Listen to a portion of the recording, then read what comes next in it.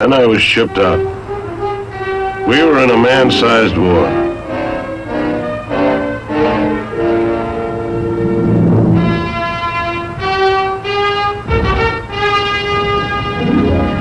First I saw of it was a place called Omaha.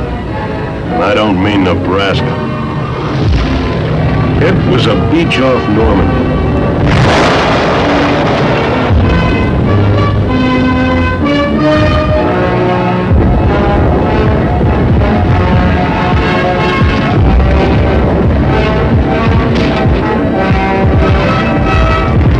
On June 6, 1944, it wasn't a nice place for swimming.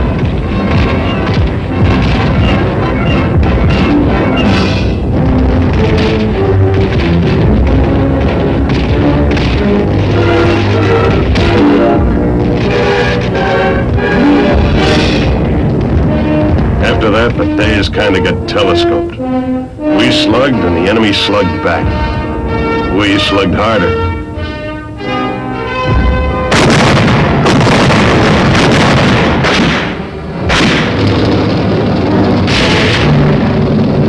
Then there was San Lo, the worst of it.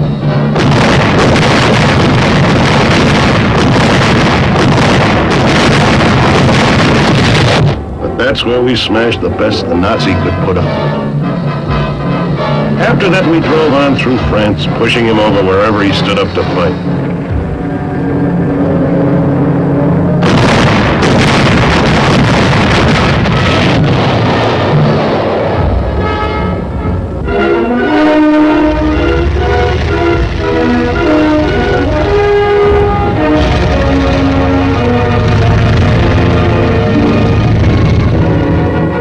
One day, we knew just how far that battling had taken us.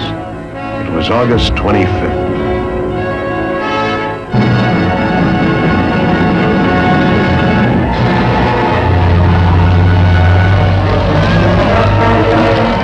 This was Paris, and the French had been waiting for their big day for 5 long years. Because Paris had become a symbol. The rest of the world had been waiting too.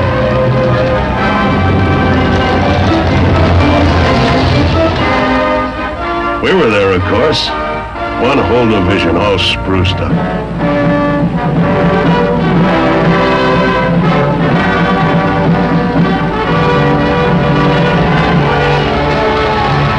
Yep, we were there all right.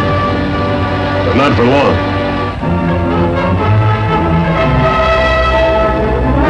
We marched through Paris and right out again. You see, we had an appointment to keep. We kept it.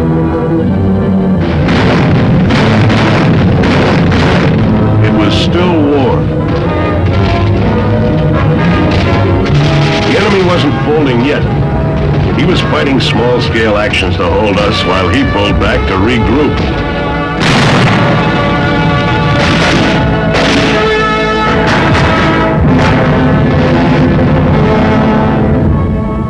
Whole batches were willing to do their regrouping in our POW cages. Between scraps, we were still getting the Paris treatment.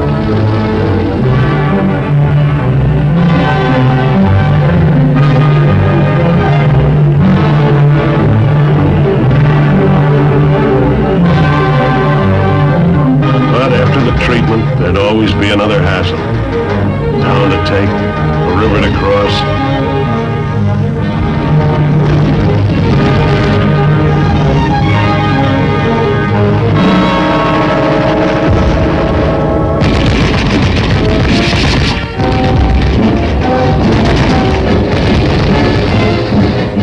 We crossed our rivers and took our town. Now we were moving into Belgium, Luxembourg. Germany was to be next. We were moving so fast that the rumor machine started grinding out that old line. Home for Christmas. It made no sense, but men will believe anything they want to believe. I said we were moving fast. You know what? We were moving too fast. Too fast for supply to keep up with us. We had only one port, Cherbourg. Manpower, ammo, gas, everything had to reach us from that distance.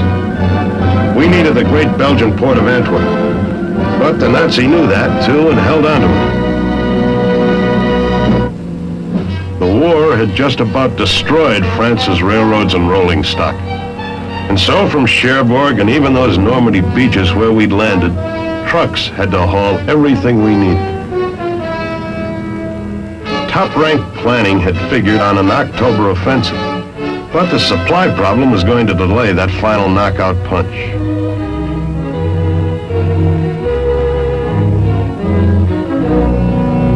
Weeks later, Antwerp was ours, but the enemy still denied us the use of its port.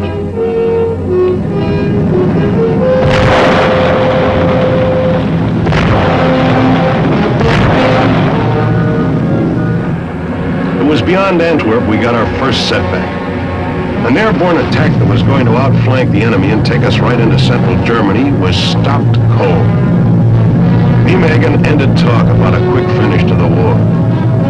Nijmegen ended rumors about getting home for Christmas.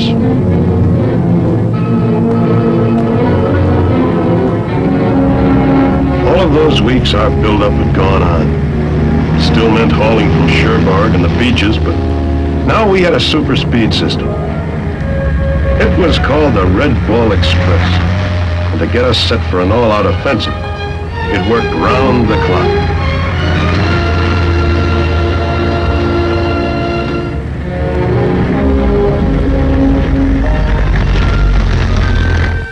Then one day there was an unscheduled meeting at a place called Mons.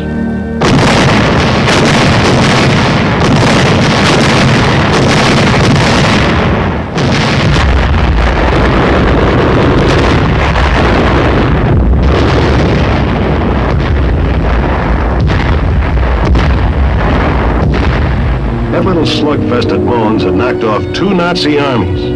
More important, it had opened the way to the German city of Aachen. We'd already moved into the enemy's home grounds, where they lay on our side of the Siegfried Line, or weren't important enough to defend. But this was going to be a real showdown. We'd had to blast them out of Aachen, and that's what we did.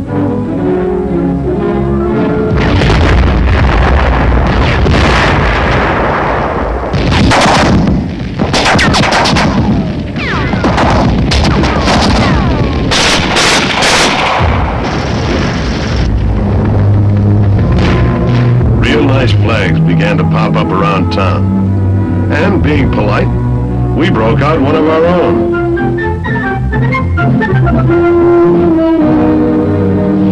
Aachen was a starter. Just 1 month later, General Omar N. Bradley called signals and the big blast was on. The Rhineland felt it first.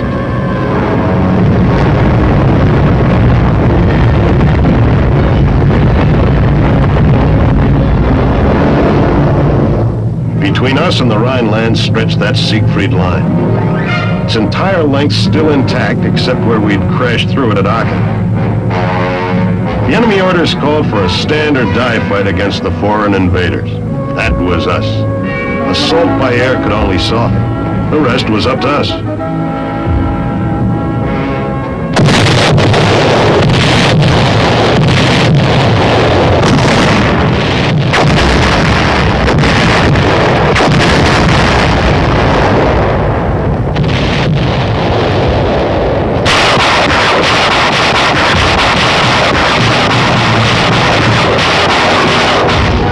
Was rougher than we'd figured.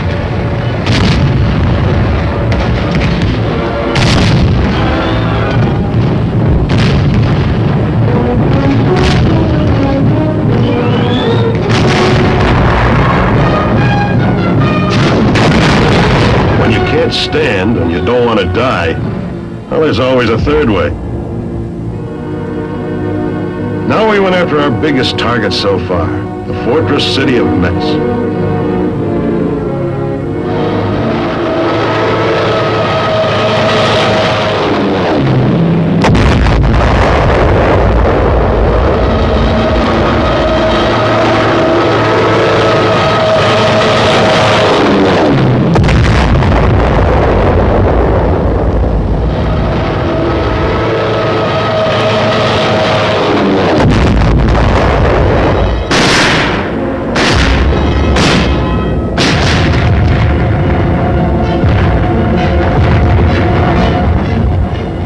Maybe we forgot our manners with the latest batch of Nazis who forgot to stand or die. But Metz hadn't been easy.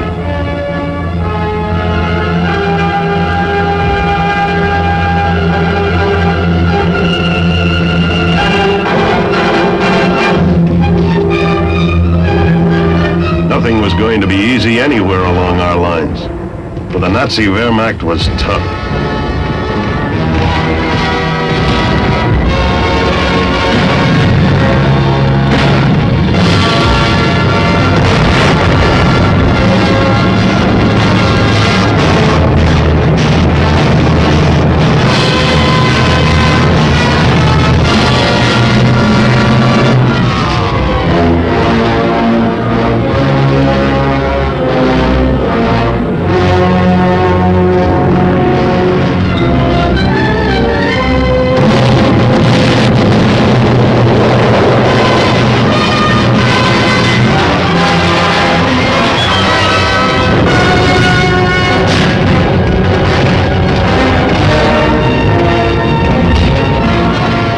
Costing us good men. Green replacements were becoming seasoned old soldiers, almost overnight. Then there was good news from Belgium. Antwerp was working for us at last. The enemy had been knocked out of the skies and from the islands surrounding the big port. Shortages of ammo, gas, equipment weren't going to limit our movements again.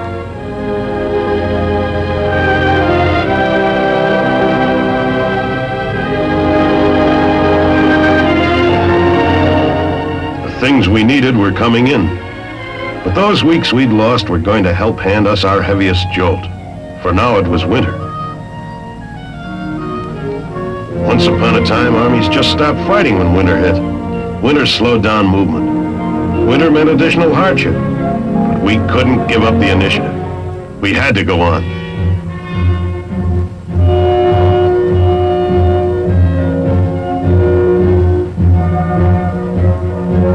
Nazi had been counting on winter weather, and he knew just where he could make it pay off. In the middle of our line, stretching about 85 miles, was the Ardennes forest. To its north, we had 2 divisions. There were 2 more in the south.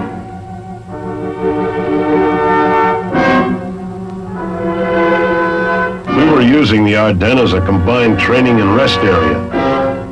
The Nazi knew that, too. His tanks and forces had been massed under tighter security in concealed areas.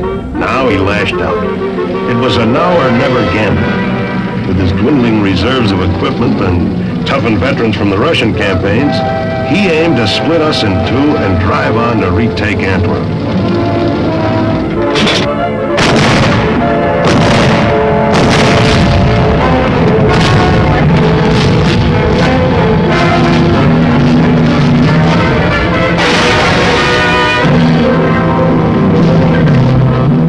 Off balance, and we paid for it.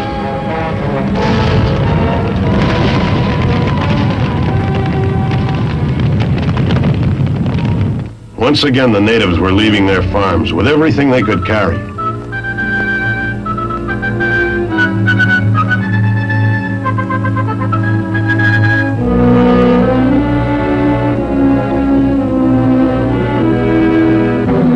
The Nazi planning didn't include rations. They were that desperate. They'd live off the land till they could stock up from our warehouses at Liège and Rheims. That's where he headed, punching a bulge into our thinly held line.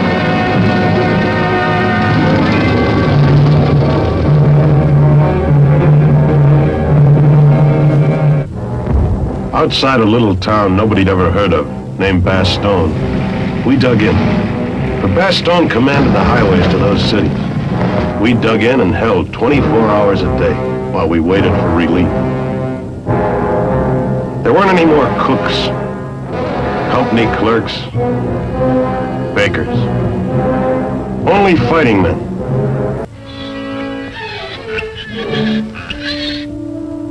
Maybe a few managed some holiday spirit, but for most of us it was just another day on the job.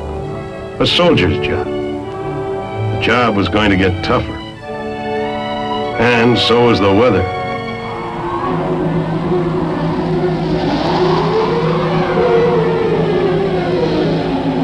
Communications were disrupted. Supply lines cut. Contact between units was lost. And there were units that were lost, too.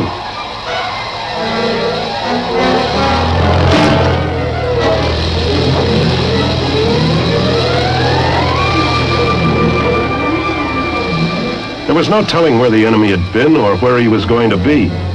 He'd even infiltrated with specially trained fighters. They wore our uniform and spoke our language. So we asked trick questions. Who won the World Series? What was Betty Grable's last film? That did it. And because they were spies, did for them too. The weather had been on the enemy's side, but time was on ours, so we held on. Then one beautiful day, never mind the weather, a whole armored division from 3rd Army broke through to relieve us. The enemy's bid for Bastogne was ended. Now we could get back on the offensive.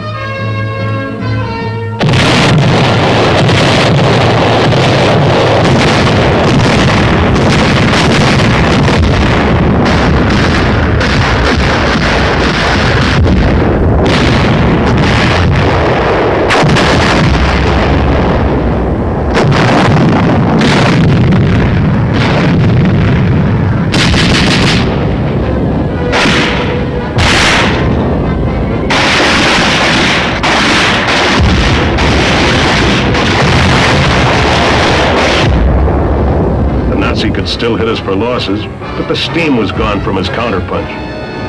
He could delay us, but that's all. The Bulge was shrinking fast.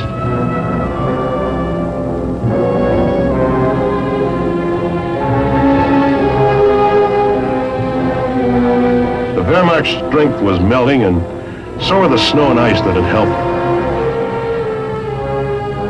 The thaws could slow us down, but the break in weather brought another kind of break.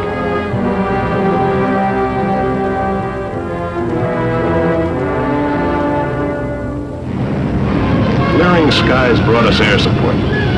Units that couldn't be reached over truck routes, units cut off by enemy action could now get rations. Medical supply, equipment of all kinds by airdrop.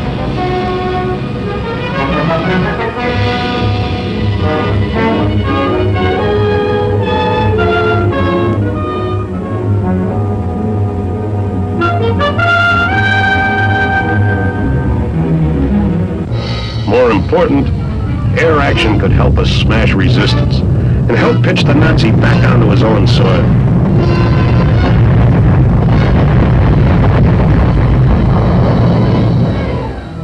Besides the ones who hot-footed it back to the fatherland to fight another day, there were the lucky ones who wouldn't. Then again, there were the unlucky ones who couldn't.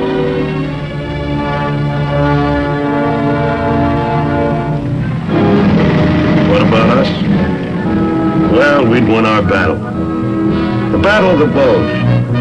And now we just get on with the job of soldiering. There'd be towns to take, we took. Then there'd be a river called the Rhine. We crossed it.